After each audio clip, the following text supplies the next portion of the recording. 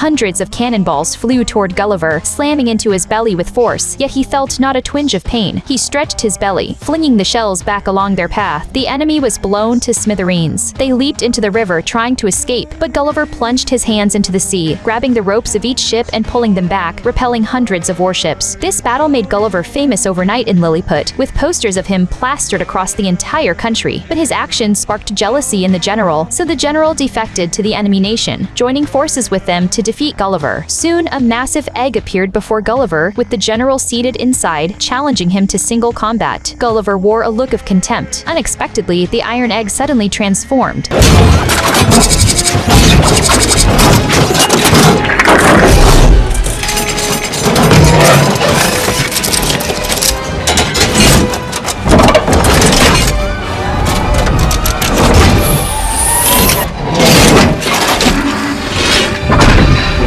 Leaving Gulliver utterly stunned. Just as he tried to turn and flee, the general grabbed his trousers, lifting Gulliver with one hand. Gulliver began begging incessantly, surrendering on the spot. All hope in him vanished. After that, they bound Gulliver and sent him to another island. Shortly after arriving, Gulliver was suddenly lifted by a bottle. When he opened his eyes, he found himself dressed in a princess gown. Gulliver could scarcely believe he had arrived on the island of giants, now the smallest being there. Soon after, a feeding bottle was thrust into his throat, and thus Gulliver became a child's plaything. If he disobeyed, he was beaten. He thought this would be his future, until one day, a servant from Lilliput rushed in, bringing shocking news. He said Gulliver's woman had washed ashore in Lilliput. Hearing this, Gulliver was overcome with emotion, for she was the beloved girlfriend he cherished. To save her, Gulliver rallied his strength, left the island of the giants, and returned to Lilliput. This time, he would defeat the general and rescue his girlfriend.